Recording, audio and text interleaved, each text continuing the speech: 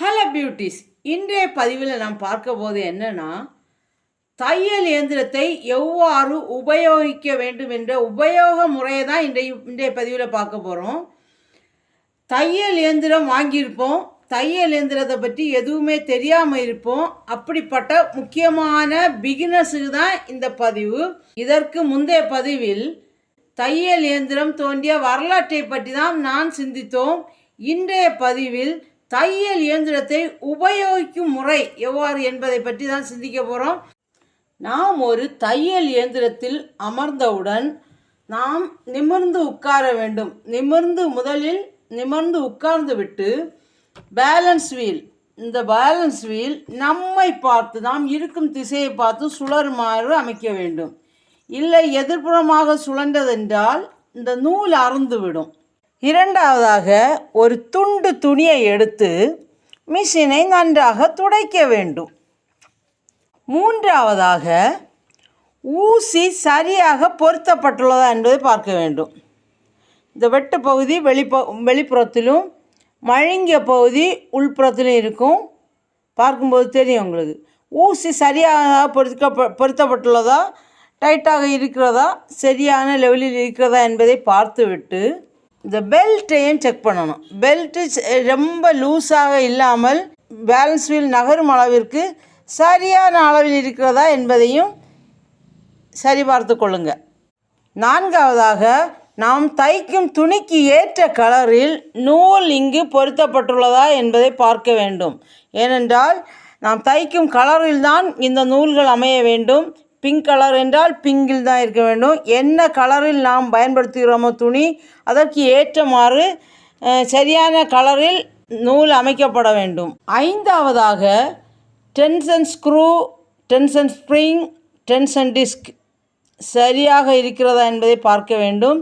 Tension screw தான் இந்த நூல் இழுபடும் தன்மைக்கும் நூல் லூஸாகும் தன்மைக்கும் உபயோகமாக அமைகிறது. இந்த டென்ஷன் டிஸ்க்கு இவைகள் சரியாக இருக்கிறதா என்பதை கவனித்து கொள்ள வேண்டும்.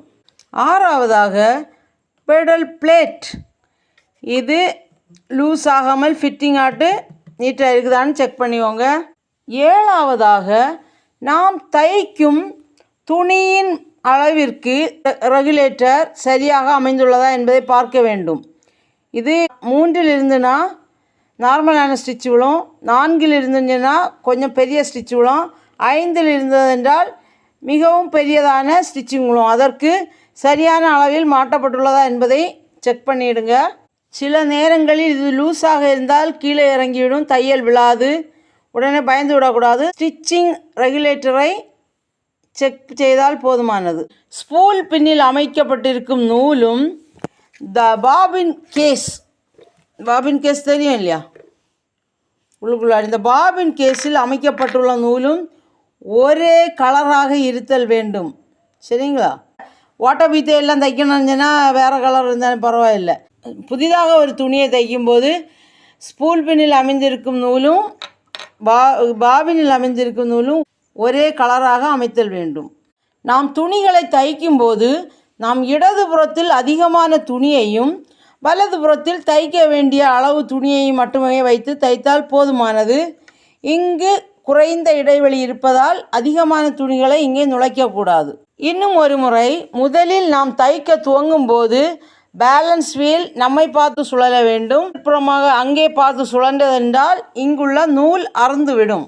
நாம் துணிகளை தைக்கும்போது நாம் தைப்பவர்களின் வலது புறத்தில் கத்தரிக்கோலை அமைக்க வேண்டும். இங்கே இடதுபுறத்தில் வைக்கக்கூடாது. ஏனென்றால் அதிகமான துணிகள் இருக்கும்போது கத்தரிக்கோல் இதில் மறைந்து கீழே விழுந்து உடைவதற்கு நேரிடும். அதனால் எப்பொழுதுமே நம் வலது கைக்கு இணக்கமாக இந்த கத்தரிக்கோலை பயன்படுத்துவது நலமானது. துணிகளை தைத்து முடிந்தபின் சிறிது நூல் விட்டு துணிகளை தைத்து முடிந்த பின்பு நண்டுக்கால் பகுதி இதை மேலாக தூக்கிவிட்டு சிறிதளவு நூல் விட்டு ஃபினிஷிங் சரியான அளவு வெட்டி எடுக்க வேண்டும். சிறிதான அளவு நூல் இங்கு விட வேண்டும். ஏனென்றால் நூல் இல்லை என்றால் மேல் நோக்கி இந்த நூல் சென்றுவிடும். திரும்பவும் நாம் இந்த ஊசிக்குள் அடுத்து இந்த நூலை நுழைத்து எடுக்க வேண்டும். அதற்காக சிறிதளவு நூல் இங்கு விட்டு அப்புறமாக துணி பக்கம் பிரச்சனை இல்லை, துணி பக்கம் பக்கத்துலேயே வெட்டிடலாம். இங்கே சிறிதளவு நூல் எக்ஸ்ட்ரா விட்டு அப்படி வெட்டிவோங்க. துணியை திருப்பி லிஃப்டரை தாழ்த்த வேண்டும். துணியின் மூலை பகுதியை தைக்கும்போது லிஃப்டரை தூக்கி ஊசியை இறக்கி லிஃப்டரை தூக்கி அதன் பின் ஊசி இங்கே கீழே இருந்துடும், டேர்ன் பண்ணணும். இங்கே அடித்து முடிச்சுட்டு இந்த எண்டு வரும்போது ஊசியை கீழாக துணியினுள் தாழ்த்தி இங்கே பேக் சைடில் இருக்கிற லிஃப்டரை தூக்கி துணியை திருப்பி ஊசி இங்கே தான் இருக்கும், உள்ளாடி துணியை பிடிச்சிருக்கோம். இப்படி துணியை திருப்பி மறுபடியும் அடிக்க துவங்கலாம். லிஃப்டரை தாழ்த்திட்டு அடிக்க துவங்கலாம். பேண்ட் துணிகள், காக்கி முதலிய கடினமான துணிகள், பேக்கு துணிகள் போன்றவற்றை தைக்கும்போது சற்று பருமனான தடித்த ஊசி உண்டு, அதை தான் பயன்படுத்த வேண்டும். இந்த சிறிய 16ஆம் நம்பர் ஊசி பயன்படுத்தக்கூடாது. ஊசிகளின் தரத்தை பொறுத்து ஊசிகளை மாற்றி அமைக்க வேண்டும். சில கடினமான இடங்களில் நாம் கடினமான துணிகளை தைக்கும்போது கடினமான இடங்களில் வரும்போது லிஃப்டரை தூக்கி மெதுவாக தைத்து வெளியேற வேண்டும். லிஃப்டரை தூக்கிவிட வேண்டும். அந்த டைமில் தூக்கிட்டு ஊசியால் மட்டுமே தையல் போகும்படியாக அமைக்க வேண்டும். தையல் போகும், மூவ் ஆகிட்டே இருக்கும். அப்படி செய்துங்க. எப்போதுமே துணிகளை தைக்கும்போது முரட்டுத்தனமாக இழுக்கக்கூடாது. ஏனென்றால் ஊசி துணியினுள் அமுங்கி இருக்கும்போது ஊசி ஒடிந்து விடும். முரட்டுத்தனமாக இழுக்கக்கூடாது. ஊசியை மேல் நோக்கி பேலன்ஸ் வீலை பிடித்து ஊசியை மேல் நோக்கி அமைத்த பின் துணிகளை வெளியே எடுக்க வேண்டும். முரட்டுத்தனமாக நாம் இழுக்கக்கூடாது. விரைவாக நாம் தைக்கும்போது ஊசி நீடில் பாரிலிருந்து இங்கிருந்து கலண்டு போய்விடக்கூடாது. அதனால் இந்த கிளாம்பை நீடில் கிளாம்பை ரொம்ப டைட்டாக, ஊசி டைட்டாக இருக்கிறதா, அசையாமல் ஆடாமல் இருக்கிறதா என்பதை செக் பண்ணிவிடுங்க. தையல் தைத்து முடிந்தவுடன் மிஷினில் உள்ள இந்த பெல்ட் 2 புறங்களிலும் சிறிய பேலன்ஸ் வீலும் இந்த வீலிலும் இருக்கிற பெல்ட்டை கலற்றி விட வேணுங்க. எதுக்குன்னா, நம்ம வீட்டில் சின்ன பிள்ளைங்க, பாப்பாக்கள் இருப்பாங்க, பெரிய குழந்தைகள் இருப்பாங்க. அவங்களுக்கு தெரியாமலே இந்த நூலை பிடிச்சி இழுத்துருவாங்க, மிஷினை பிடிச்சி இழுத்துருவாங்க. அதுக்காக இதை மூடி பாதுகாப்பது நல்லது. இந்த நாடா கயிறு இல்லைன்னா பெல்ட்டை என்ன செய்யுங்க, உருவி விட்டுருங்க.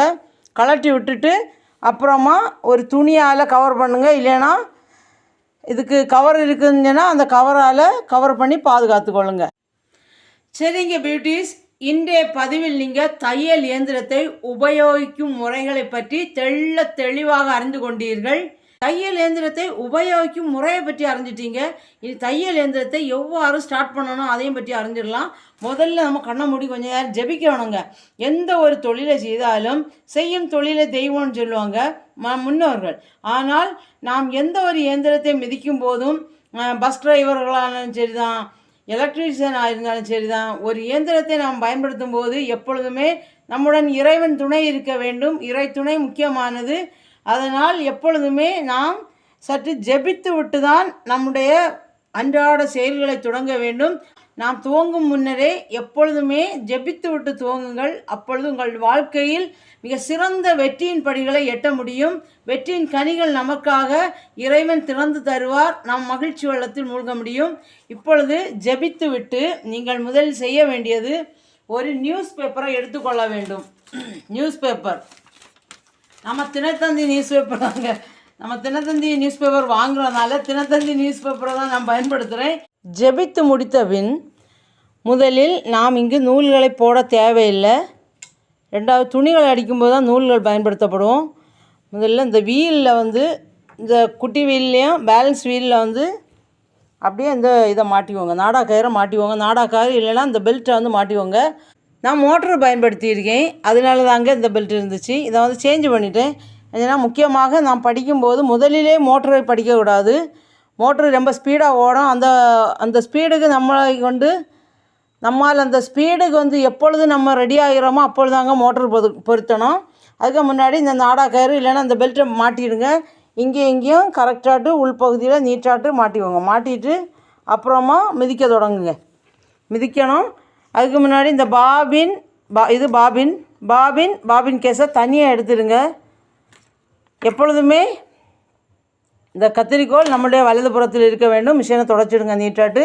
அப்புறமா அந்த தினத்தந்தி பேப்பர் தாங்க, நாங்கள் தினத்தந்தி பேப்பர் வாங்குறதுனால தினத்தந்தி பேப்பர் ரொம்ப ஸ்பீடாக இப்படி மிஷின் அடிக்கிறத வர ஊசி மாட்டாமலே ரொம்ப ஸ்பீடாக அடிக்கணும் பாருங்கள். பேலன்ஸ் வீல் நம்மை பார்த்து வரும்படியாக ரொம்ப ஸ்பீடாக அடித்து பாருங்கள். காலில் அப்படி 2 காலையும் நிலையில் வந்து 2 காலையும் இப்படி பொருத்திட்டு ஸ்பீடாக வரும்படியாக தைங்க. அடிக்காதீங்க, தைங்க. சரிங்க. அப்புறமா தைச்சிட்டு சரி நம்ம ரெடி ஆகிட்டோம். பேலன்ஸ் வீல் அந்த சைடு போகலை. நாம் இருக்கும் திசையை பார்த்து தான் ஓடுது. Ready, okay. அப்புறமா ஊசியை மாட்டிக்கோங்க. இதை நீடில் கிளாம்பை எடுத்து வந்து அப்படியே லூஸ் பண்ணிவிட்டு இந்த நீடில் அப்படியே மாட்டிக்கோங்க. இந்த இதில் ஒரு வெட்டு பகுதி இருக்கும், அதில் அப்படியே செருவிங்க. செருவி ரொம்ப டைட் பண்ணிவிட்டு ஒரு நியூஸ் பேப்பர் எடுத்துடுங்க. எந்த நியூஸ் பேப்பராக இருந்தாலும் பிரச்சனை இல்லைங்க. என்னடா இருக்கிறது தினத்தந்தி நியூஸ் பேப்பர், நம்ம தினத்தந்திக்காரங்க ஃபேவரட். ஒவ்வொருத்தரும் ஒவ்வொரு ஃபேவரட் இருக்கும். இதில் வந்து நீங்கள் என்ன செய்யணும்னா இந்த லைன் இருக்குது பார்த்தீங்களா, ஸ்ட்ரைட்டான லைனில் அப்படியே அடித்து பழகணுங்க. சரிங்களா? இந்த லைனு கரெக்டாக அடித்து தைத்து பழகணும். அடித்து இல்லை, தைத்து. தைக்கிறது எல்லாம் ஒன்று தான் நம்ம பாசையில். அதனாலே அடிக்கிறோன்னு சொல்லியாது.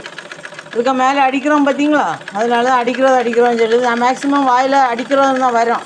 சரி, அப்படியே ஸ்ட்ரைட்டான லைனில் அப்படியே தைத்து பாருங்கள். அப்புறமா நூலை இந்த ஸ்பூல் பின்னில் மாட்டி துணிகளில் ஓரந்தமாக மடிக்கலாம். துணியின் கலருக்கு ஏற்ற ஒரு நூலை பயன்படுத்துங்க. இந்த பாபின்லேயும் அதை வந்து அப்படி தான் சுழற்றி எடுக்கணும். பாபினில் நூல் சுழற்று முறை சொல்லித்தரல. இங்கே இப்படி பாபினில் நூல் எப்படி சுழற்றணும்னா முதல்ல ஸ்டார்டிங்கில் இந்த எண்டு பகுதியை எடுத்துவோங்க. துவங்குற பகுதி இருக்குது பார்த்தீங்களா, துவங்குற பகுதியை இதில் இப்படி பிடிச்சணும். இந்த விரல்னால இப்படி பிடிச்சிட்டு அப்படியே இங்கே 2 கரக்கல் சுற்றணும். 2 சுற்றிட்டிங்கன்னா வந்து பாபின் கேஸில் வந்து பிடிச்சிருக்கும். பிடித்த பின்னாடி பிடித்ததுக்கப்புறம் இந்த பகுதி இருக்குது பார்த்தீங்களா, இந்த பேலன்ஸ் வீல் பக்கத்தில் ஒரு பாபின் இந்த நீளமாட்ட ஒரு கம்பி இருக்கும் பார்த்துருங்க. இந்த கம்பியில் கொண்டு வந்துட்டு இதை வந்து இங்கே டைட் பண்ணிவிட்டு அப்புறமா நம்ம சுழட்டினோன்னா இது வந்து இந்த டயர், இதில் ஒரு டயர் இருக்குது பார்த்தீங்களா, இந்த டயர் என்ன செஞ்சோன்னா இந்த வீலில் வந்து டச் ஆகி இது வந்து ஆட்டோமேட்டிக்காலே மூவ் ஆகும், கறங்க தொடங்கும். சரிங்களா? ஸ்பூல் பின்லேருந்து நம்ம நூலை டைரெக்டாகவே இங்கே இதில் கனெக்ட் பண்ணி அப்படியே சுழட்டிடலாம். வாசர் வந்து இந்த வீலில் வந்து டச் ஆகும்போது இவங்க வேகமாக கறங்கி நூல்களை வந்து ஈஸியாக சுற்றிடலாம். இன்னொரு மெத்தட் என்னென்னா இப்படி மெதுவாக பிடிச்சிட்டு இதில் அப்படியே 2 சுழட்டிட்டு நீளமான ஊசி இதை என்ன செய்யுங்க இதுக்குள்ளே மாட்டிடுங்க. மாட்டிட்டு இந்த வீலை கறக்கணும். வீல் நம்ம பார்த்து கறங்கும்போது ஒரு கையால் இந்த நூலை பிடிக்கணும். ஒரு கையால் நூலை பிடிச்சிக்கோங்க. மறு கையால் இங்கே வந்து சுழறலாம். இந்த வீலில் வச்சு இப்படி சுழட்டலாம். வீலில் வச்சோம் நூலை என்ன செய்யலாம், இப்படி மெதுவாக அங்கேயும் இங்கேயுமா அசைச்சு லைட்டாக கொடுக்கணும். இப்போ நூல் என்ன செய்திடும், வேகமாக சுழன்று இதில் வந்து சுழன்றுடும். சரிங்களா? கரெக்டாக வரும். நூல் இவ்வாறு சுழலும் போது நூலை இங்கேயுமா நம்ம அசைத்து கொடுக்கணும். இங்கேயுமா அசைத்து கொடுக்கும்போது ஒரே சமமாக அப்படி வந்து ஃபில் ஆகும். இல்லைன்னா அங்கே ஒரே இடத்துல மட்டும் நிறைய ஃபில் ஆகிரும். இங்கேயுமா அசைச்சு கொடுக்கணும். ஒரு கையை வச்சு நம்மளுடைய கையை அங்கேயும் இங்குமாக அசைத்து கொடுக்கும்போது ஒரே ஸ்டைலில் வந்து ஃபில் ஆகிரும் நூலெல்லாம். சரிங்க, நீ வந்து தைக்கலாம் வாங்க. பாபினில் நூலை சுழற்றி அப்படி எடுத்துட்டு இந்த பாபின் கேஸ் இருக்குது பார்த்தீங்களா, அந்த வெட்டு பகுதி, இந்த ஒரு சிறிய வெட்டு பகுதி இருக்குது. இந்த இதை உள்ளாடி நுழைச்சிட்டு இந்த வெட்டு பகுதி வழியாக இந்த நூலை வந்து மெதுவாக இங்கே உள் சைடில் இழுத்து இங்கே சென்டரில் ஒரு ஓட்டை இருக்குது. இந்த ஓட்டை விளையாட்டு கரெக்டாக இழுக்கும்போது லைட்டாக அந்த ஓட்டை வழியாக வந்துடும். அப்படியே எடுத்துட்டு இங்கே கீழே ஓப்பன் பண்ணிவிட்டு இந்த இடத்துல அமைச்சிடுங்க. நூலை இந்த ஸ்பூல் பின்னில் மாட்டிட்டு அப்படியே எடுத்து வெட்டுப்பகுதியில் கொண்டு வந்துட்டு இந்த இங்கே ஒரு கையால் பிடிச்சிடுங்க நூலை, இல்லைன்னா அங்கே லூஸ் ஆகிடும். இங்கே டென்ஷன் டிஸ்க் விளையாட்டு இப்படி கறக்கி எடுத்து அப்புறமா த்ரெட் டேக் ஆஃப் லிவர் இது விளையாட்டு இங்கே நுழைச்சி இது நம்மை பார்த்து இந்த சைடு இல்லையா, இது கார்டு. இந்த கார்டு விளையாடி இப்படி கொடுத்துட்டிங்கன்னா நூல் அங்கேயும் இங்கேயும் அசையாது. அப்படியே கொடுத்து இனி வந்து நீடில் வந்து நுழைக்க வேண்டியது தான். சரிங்க, இந்த நீடில் அப்படியே நுழைச்சி இந்த பக்கம் இங்கே இடது புறத்துலேருந்து உள்பகுதி நம்ம உள்புறமாக இப்படி கொறுக்கணும். நூலை கோர்த்துட்டு அப்படியே இந்த நூலை பிடிக்கணும். பிடிச்சு வச்சுட்டு இங்கே பேலன்ஸ் வீல் இருக்குது பார்த்தீங்களா, பேலன்ஸ் வீலை நூலை ஒரு கையினால் பிடிச்சு வச்சுட்டு இந்த பேலன்ஸ் வீலை மெதுவாக நம்மை பார்த்து சுழற்றணும். நம்மை பார்த்து இப்படி சுழற்றும் போது இந்த நீடில் வந்து கீழே போகும். கீழே போய் பாபின் கேஸில் இருக்கிற இதை பிடிச்சிவோங்க. நூலையும் ஒரு கையால் பிடிச்சிவோங்க, ஒரு கையால் இந்த பேலன்ஸ் வீலை மெதுவாக அப்படி இங்கே நம்மை பார்த்து சுழற்றுங்க. சுழற்றும் போது இந்த நூல் கீழே போய் மேலே கீழே பாபின் கேஸில் உள்ள நூல் வந்து மேலே வந்துடும். 2 நூலும் மேலே வந்துடும். இங்கே 2 நூலையும் இணைத்து வைத்துவோங்க. கட் பண்ணி ஒரு சிறியதொரு பீஸ் எடுத்துவோங்க. பீஸ் எடுத்துட்டு துணிக்க கலரில் எப்போவுமே நூல் அமைக்கப்பட வேண்டும். இது அப்படியே ஒரு ஃபோல்டு மட்டும் பண்ணிக்கோங்க. ஒரு ஃபோல்டு பண்ணி இப்படி இந்த ஓரம் மட்டும் அடிக்கணும். ஓரத்தில் தைக்கணும். இந்த ஓரம் சைடில் தைக்கணும். 2 ஃபோல்டு இப்படி செய்துட்டோன்னா இந்த சைடு இந்த ஓரம் அடிக்கணும். ஒரு ஃபோல்டு மட்டும்னா ஒருக்கா மட்டும் அடிச்சிங்கன்னா இந்த அர்த்தத்தில் அடிக்கணும். இந்த எண்டில் 2 ஃபோல்டு, ஒரு ஃபோல்டுக்கு அடுத்த ஃபோல்டை இப்படி செய்துட்டிங்கன்னா இந்த அர்த்தத்தில் அடிக்கணும். அப்படி தான் துணியோட பதிஞ்சிடும். சரிங்களா? சரி, ஒரு ஃபோல்டு பண்ணி அடிங்க. ஒரு ஃபோல்டு செய்து அப்படியே அடிச்சுட்டே வாங்க. இப்படி அடித்து பழகிட்டே இருங்க. ஒரு ஃபோல்டு செய்து அடித்து பழகுங்க. அதே போல் நூல்களை சிறிதளவு விட்டு இங்கே துணிக்க பக்கத்தில் ஈஸியாக வெட்டிடலாம். துணிக்க பக்கத்திலேயே நூலை வெட்டிடலாம். மிஷின்லேருந்து வர நூலை சற்று சிறிதளவு விட்டு தான் வெட்ட வேண்டும். இவ்வாறு அடுத்த இது ஒரு மடிப்பில் அடிச்சிட்டோம். அடுத்த பகுதியையும் மடித்து அப்படியே அடிச்சிடணும். ஒரே நேரமாக 2 மடிப்பு கொடுத்து இப்படி அடிக்கலாம்.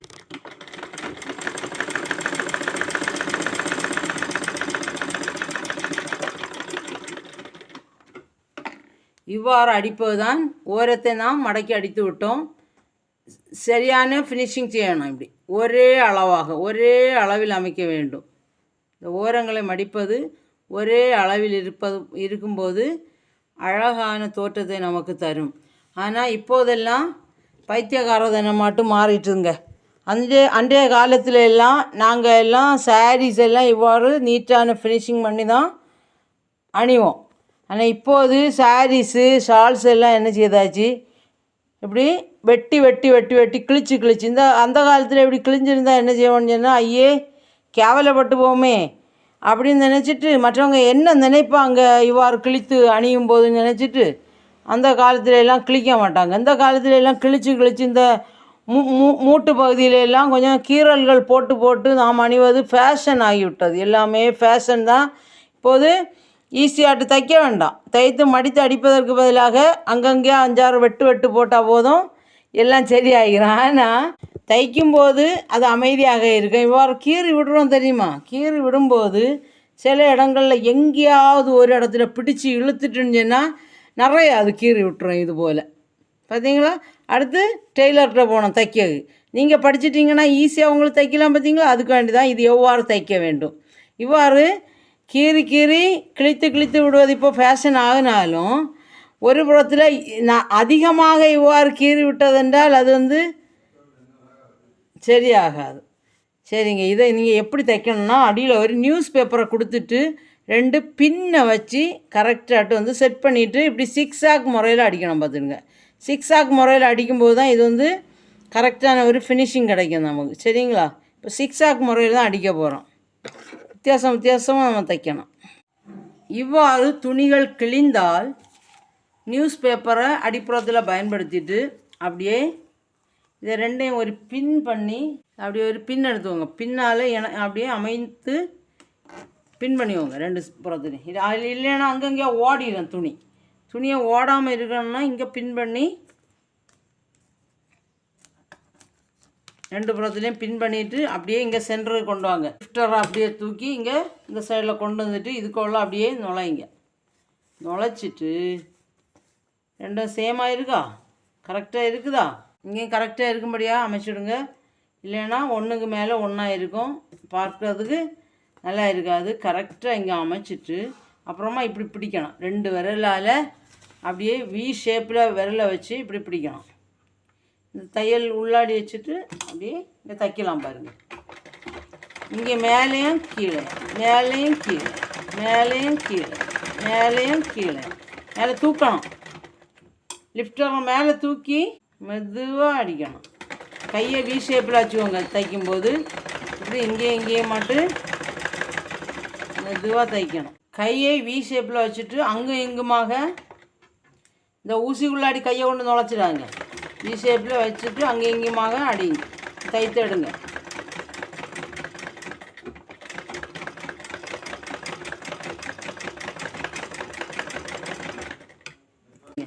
அப்புறமா இங்கே சிறிதளவு நூல் விட்டு தான் வெட்டணும். இல்லைன்னா அந்த நூல் என்ன செய்யுது, இங்கே கீழே வரும்போது மேலே நூல் இங்கே வெளியில் வந்துடும், வெளியில் எப்படி வந்துடும். அதனால் நூல் விட்டு வெட்டுங்க, சரிங்களா?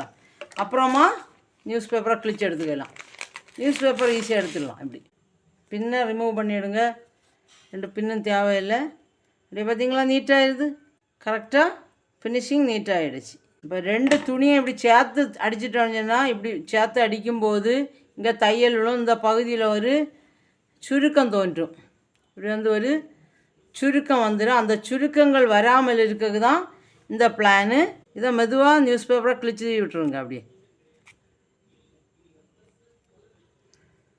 சரிங்க, அடுத்த பதிவில் டிஃப்ரெண்ட்டாட்டு நம்ம தைக்க போகிறோம். அப்படியே சப்ஸ்கிரைப் பண்ணி லைக் பண்ணி வச்சுக்கோங்க. மற்றவங்களுக்கு பயனுள்ளதாக இருக்கும், ஷேர் பண்ணுங்கள். இந்த பதிவு உங்களுக்கு பயனுள்ளதாக இருந்திருக்கும்னு நினைக்கிறேன். இன்னும் மற்றொரு இனிய பதிவில் உங்களை சந்திக்கும் வரை உங்களிடமிருந்து விடைபெறுவது உங்கள் village tailor. Bye bye. Thank you.